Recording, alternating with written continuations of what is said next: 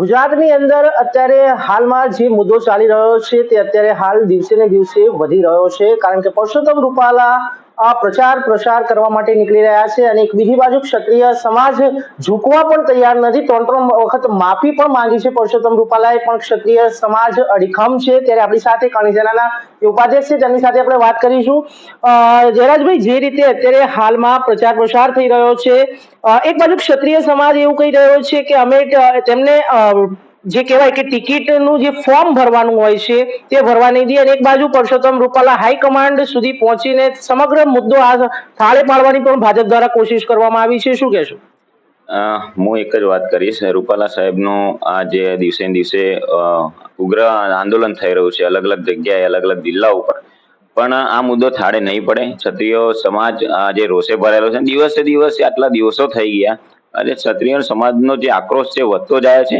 એટલે હું તો એક જ કહેવા માંગીશ કે ક્ષત્રિયો અત્યારે માફ કરવાના મૂડમાં નથી અને માફ કરવાની કોશિશ પણ ના કરે. હું ભાજપને, સરકારને પણ કહું છું, અને જે અમારા જે બની બેઠેલા જે નેતાઓ છે, ક્ષત્રિયો છે, એમને પણ હું કહેવા માંગુ છું કે તમે ક્ષત્રિયો છે, તમે રાજપૂતમાં જન્મ લીધો છે, તો સમાજને આજે તમે સપોર્ટ કરો. આજે મોટા મોટા નેતાઓ જે મોટી મોટી ખુરશીઓ ઉપર બેસેલા છે, તો હું એમને પણ કહું છું ને, ના થતું હોય તો રાજીનામું આપી દો ભાજપમાંથી અને રાજપૂત બનો, ભાજપૂત ના બનો.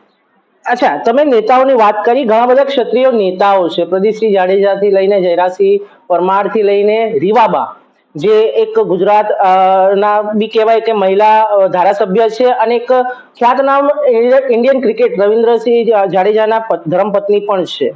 ત્યારે કઈ રીતે જોવો છો? કારણ કે મહિલા ઉપર આ જે ટિપ્પણી થઈ છે, રોટી બેટીના વ્યવહાર શબ્દ વાપરવામાં આવે છે પરસોત્તમ રૂપાલાને, અને એક પણ વખત રીવાબાનું નિવેદન પણ હજી સુધી સામે નથી આવ્યું. શું કારણ? રીવાબાનું નિવેદન નથી આવ્યું એનું કારણ એક જ છે કે ભાજપમાં જોડાયેલા છે. ભાજપમાં જે પણ નેતાઓ જોડાયેલા છે એ કોઈ અહીંયા હજી સુધી કોઈ સ્ટેટમેન્ટ નથી આપ્યું. બધા ઉપરથી સમાધાનના મૂડમાં જ અત્યારે પડેલા છે. તો હું એ લોકોને પણ કહેવા માંગુ છું કે તમે રાજપૂતના સમાજ આજે એક થયેલો છે, તો એક સમાજને આજે તમે સપોર્ટ કરો.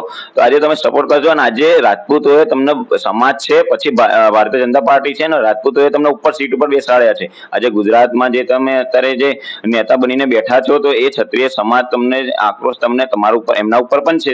કારણ કે એ લોકો જે ભાજપને બની બેઠેલા છે, ભાજપૂતો છે, એમને હું પણ કહેવા માંગુ છું કે તમે જો ના કરી શકતા હોય તો સમાજની બહાર જતા રહો, કાં તો પછી તમે રાજીનામું આપીને આજે સમાજને સમર્થન કરો. કેમ કે ઘણા બધા મોટા મોટા નેતાઓ છે, તમે જે નામ દીધા એ બધા ઘણા મોટા નેતાઓના પણ અત્યારે હાલ કોઈ નિવેદનો નથી આવ્યા. તો હું તો બે હાથ જોડીને વિનંતી કરું છું કે સાહેબો, તમને આજે ગુજરાતમાં ક્ષત્રિયોએ તમને આજે ઉપર લાયા છે, તો ક્ષત્રિયોને માનો, આજે ક્ષત્રિયોને સપોર્ટ કરો અને સમાજના વિશે જે સમર્થન કર્યું છે એમને સમર્થનમાં આવો.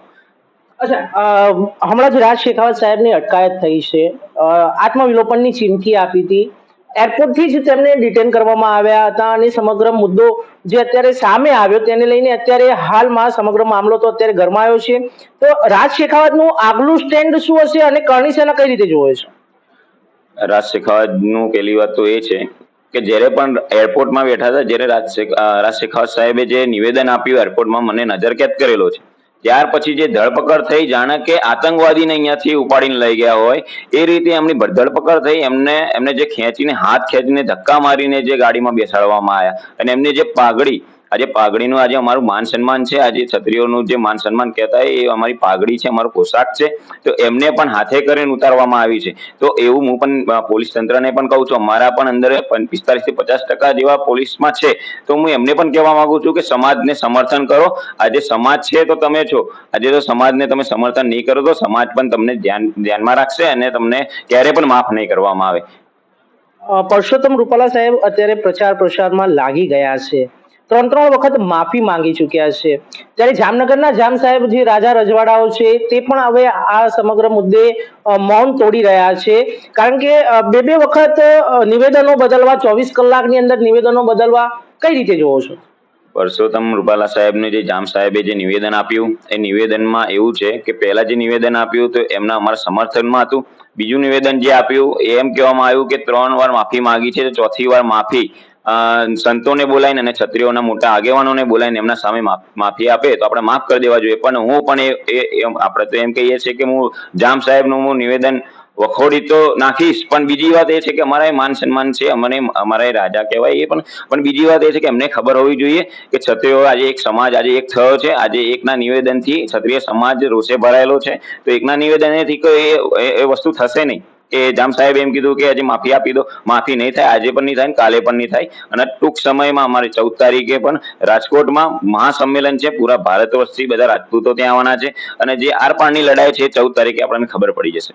ક્ષત્રિયો એવું કહી રહ્યા છે કે આ પોલિટિકલી મુદ્દો નથી, પણ તમને એવું નથી લાગતું કે ક્યાંક આ રાજકીય હવે મુદ્દો બની ગયો છે?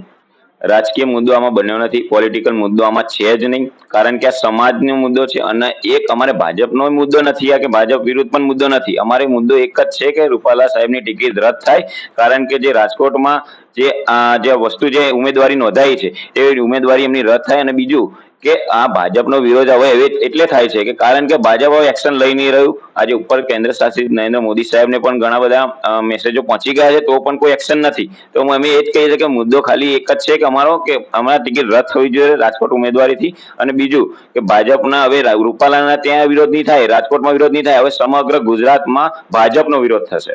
તો એનો મતલબ એવું થયું કે આવનારા સમયમાં ભાજપ વિરોધ પ્રદર્શન થશે, બરોબર? પણ ક્યાંક ને ક્યાંક ક્ષત્રિય સમાજના જે મોટા આગેવાનો છે, જે રાજા મહારાજાઓ છે, જે પ્રમુખ છે અમુક સમાજના, એ લોકો એવું કહી રહ્યા છે કે આપણે નરેન્દ્ર મોદીને જીતાડવાના છે, ભાજપને નહીં. આપણે ભાજપને નહીં, નરેન્દ્ર મોદીને નહીં. તો નરેન્દ્ર મોદી તો ભાજપના જ છે ને. આજે હું એમ કહું છું કે એ લોકો જે નિવેદનો દે છે તો એમને ખબર નથી કે આપણે ક્ષત્રિય સમાજ આજે એક છે. આજે ક્ષત્રિય સમાજનું બેન ભાવનો દીકરીઓનું માતાઓનું અપમાન થયું છે, તો એ શું રાજપૂત નથી? એમને ખબર નહીં. એ તો જે કહે છે એ બધા ભાજપના ખોડામાં બેસેલા છે, અને જે ભાજપના બહાર આવેલા છે એ બધા વિરોધ કરે છે, પણ ભાજપના ખોડામાં બેસીને જો આ વાતો કરવી એ સમાજ આજે સહન નહીં કરે. અચ્છા, છેલ્લો સવાલ એ છે જયરાજસિંહ, કહેવાય છે કે હવે 16 તારીખ ફોર્મ ભરવા જઈ રહ્યા છે પરસોત્તમભાઈ, અને રાજકોટની અંદર આ મોટું આંદોલન થવા જઈ રહ્યું છે. અગર જો એ ફોર્મ ભરશે અને જીતીને આવશે તો તેને કઈ રીતે જોવો છો આવનારા સમયે?